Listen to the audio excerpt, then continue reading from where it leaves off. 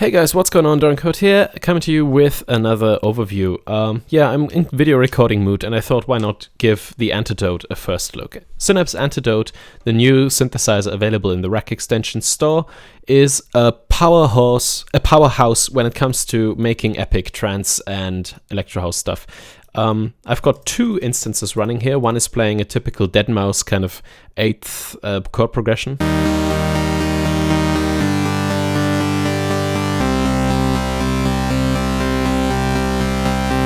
And that's the initialized patch, and this one is playing a melody.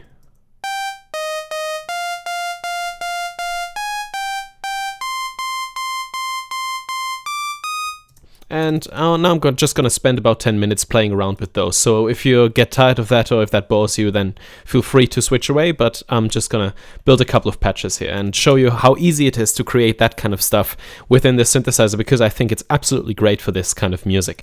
Okay, I will start off with a couple of sections here, and before I start building a patch, I'm going to explain to you what each section does. So as you can see here, we've got an Oscillator 1 and Oscillator 2. Those are both separate oscillators that can be mixed in the mixer section. There's a fader for Oscillator 1 and a fader for Oscillator 2, and then we also have sub-oscillators and a drift fader, to which I will get in a second. Let's check out Oscillator 1 first. So I'll just play this back and then kind of experiment with the different knobs. Semi tunes the oscillator by semitones, so you can just...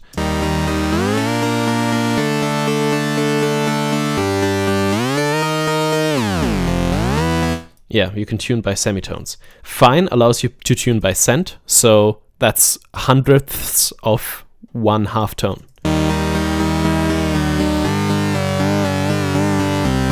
Just typical fine tuning. Then there's phase, modifier, key track, pan. Key tracking obviously is how much the synthesizer pitch responds to the keys.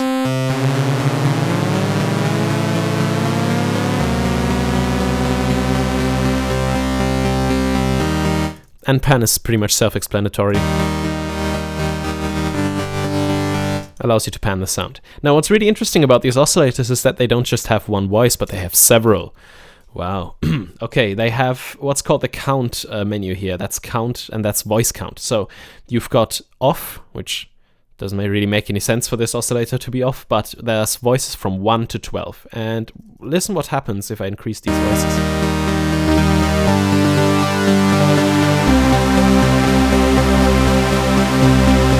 It's essentially what the multi-oscillator in Thor does, but this thing is quite powerful because Thor, for example, is a single channel synthesizer. It's mono, and this one isn't. Watch what happens if I have several voices, in this case 8, and I use the spread knob.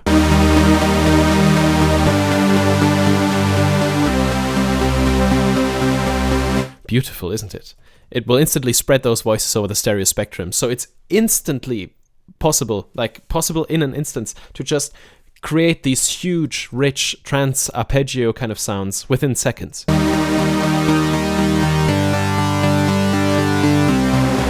And then, of course, if you're into making hardstyle, you can turn the detune all the way up and have this at 12. But that's not really what we're going to do today. We'll keep this relatively clean.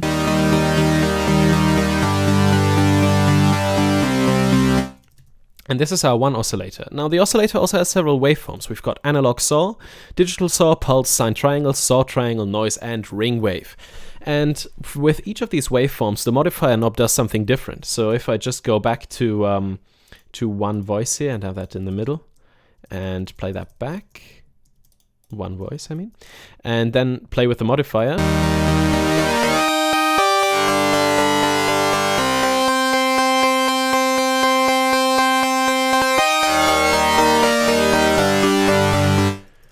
you can see that it scans to a higher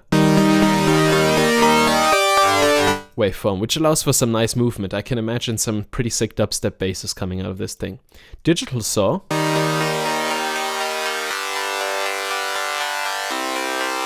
has a really nice gritty high-pass filter, which is something I really like.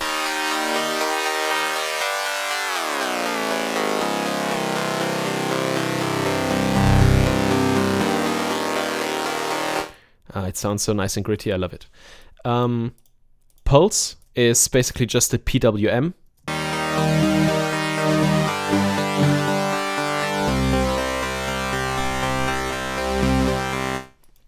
sine triangle switches between sine and triangle.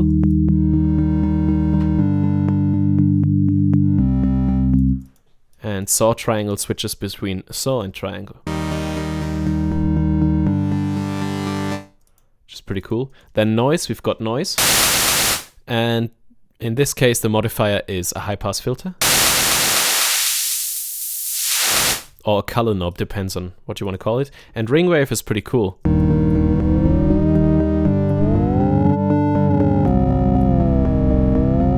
You've got some nice ring modulation effects here. But I'm not going to get into that. I was just showing off the different waveforms because this is too big of a synth to keep experimenting with everything. So let's set this back to 8 and turn the spread up so that we have a nice full rich sound. And then we've also got Oscillator 2. So what I'm going to do there is maybe do pulse and put that modifier in the middle so that we have a square wave.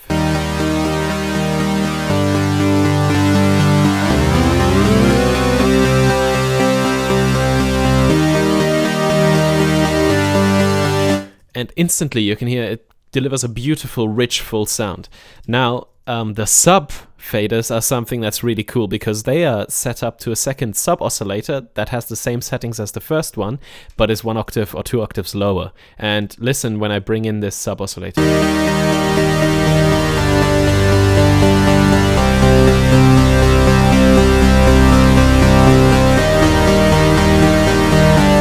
Isn't that beautiful? Just full and rich sound.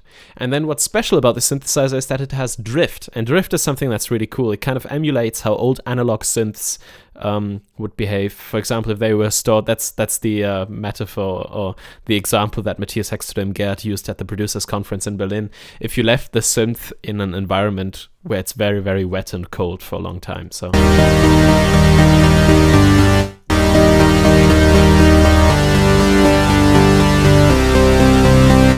kind of detunes the oscillators against each other.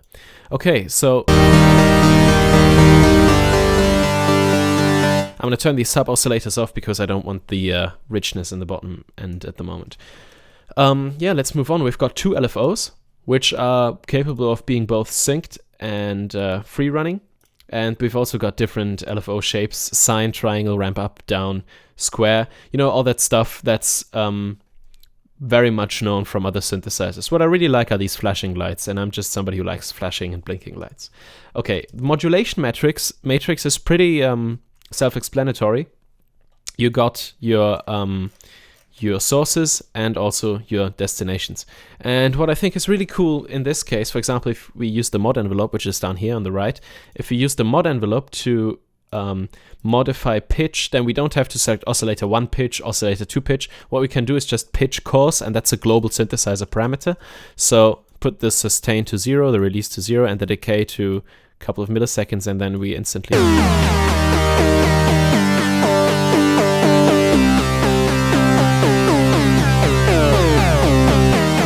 can add some nice effect there. Or maybe we can also apply it to the filter. But that doesn't really make sense because we've already got a filter envelope. But what we could do is apply LFO1 to filter cutoff, and then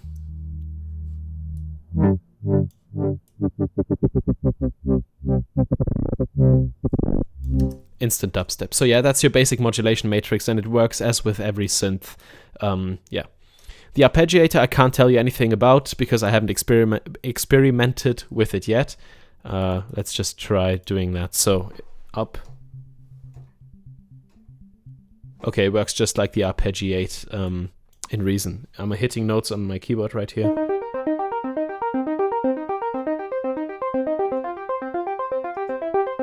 So yeah, it works just like that. Gate length and hold apparently will hold the notes. Let's try that. Yeah, I just released the hand from my keyboard and it's still playing. Okay, so that's your basic Arpeggiator with self-explanatory settings. I really like the user interface of this synth because it's clear, it shows you exactly what you're working on, it's not too small, and you can work with it really nicely. Okay, yeah, wasting too much time here. Let's turn this Arpeggiator off. And there's our synth. Now let's try experimenting with the filter a little bit and build a kind of like a dead mousey synth. So I'm going to turn the cutoff down and increase the envelope. amount, but the envelope needs to be shaped so that the sustain is low, the release is low, and the decay is.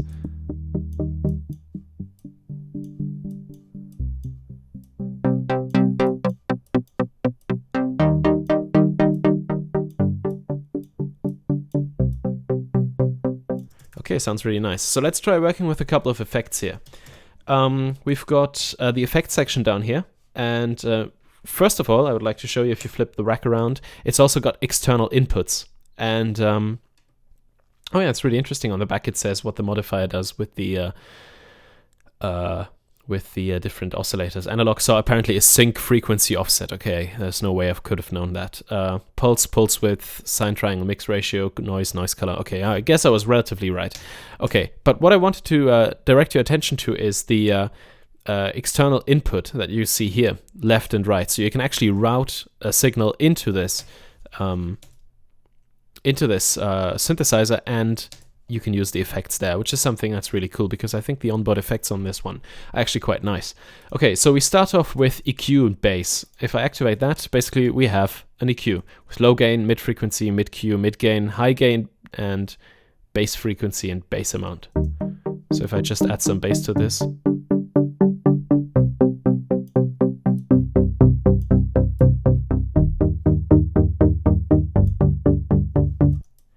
Or maybe use the low gain to cut the lows a little bit. So yeah, it's a basic EQ, nothing really to say about that. Then we've got some distortion.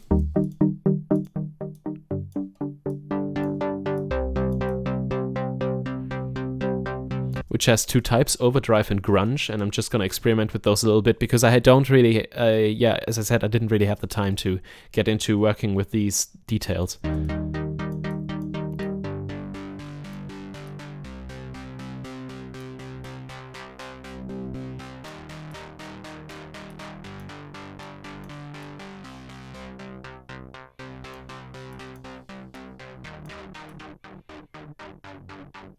I really like this. It sounds like a guitar amp, kind of gritty and grungy. And then the other one, overdrive.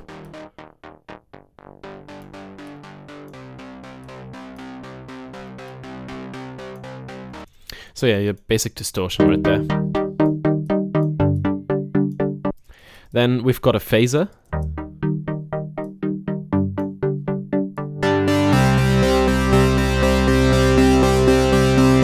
Which doesn't seem to do that much at the moment.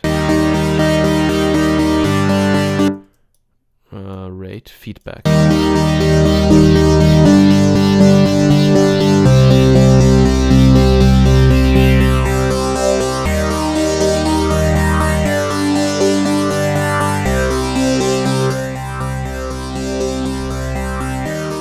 There we go, beautiful. So nice little phaser, which sounds quite differently to the phaser that's built into Reason. If I pull that up, which is right here, I'm just going to deactivate this one.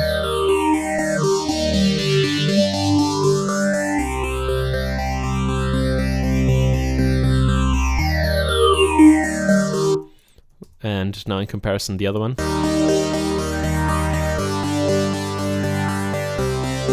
So yeah, nice difference. Then we've got the chorus effect, which is probably most audible if you only have the spread turned down to 1. So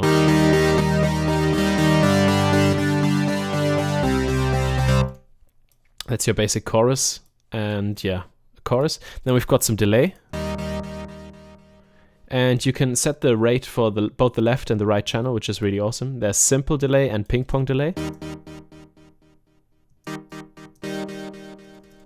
And I think there's some really fun to be had with that, especially if you use it on lead sounds. But for this 8th note kind of pattern, we don't really need delay. And then there's also reverb.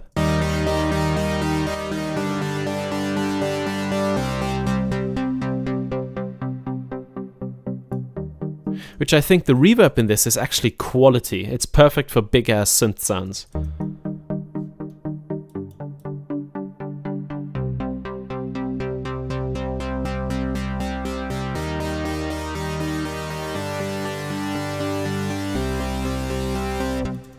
Okay, this is really nice. And there we have our reverb. And then in the end there's a compressor, which just gives you your basic ratio, threshold, attack, and release times. And now if I activate reverb and the compressor,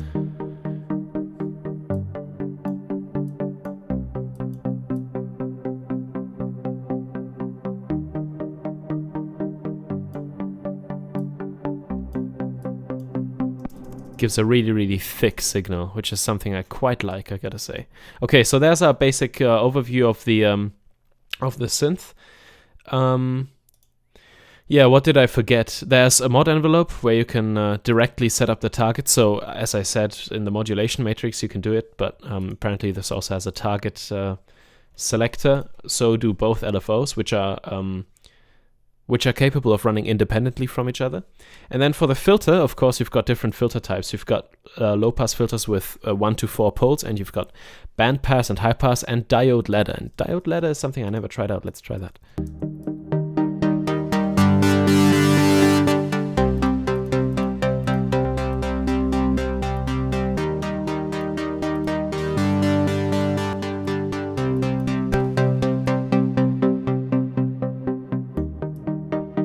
That's actually a beautiful sound. I have no idea how it works, but it sounds great.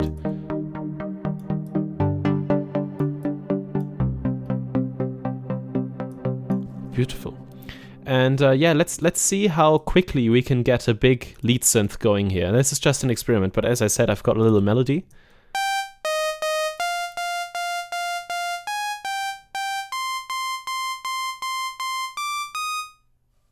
And let's play these together, and I'll just see how quickly I can get a lead synth going. So just bear with me here. As I said, I haven't really had the time to work with this, so this is all spontaneous.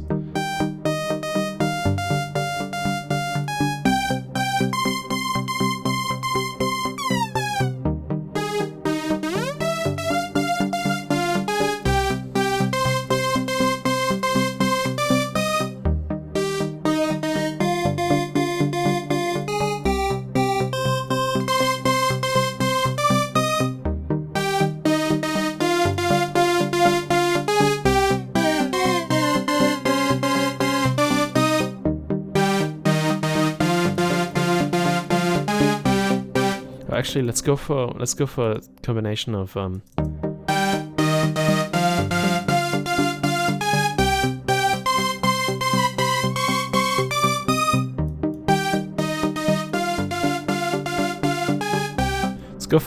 of this and noise, because noise is something that always works really nicely with melodies like this.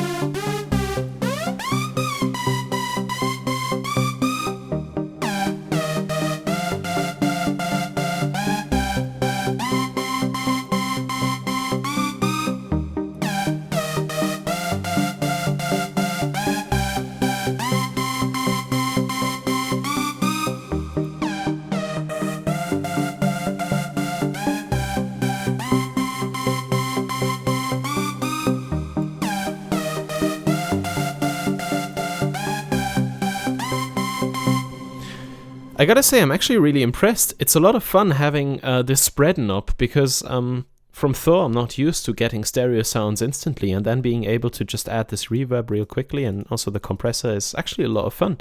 Quite enjoying this.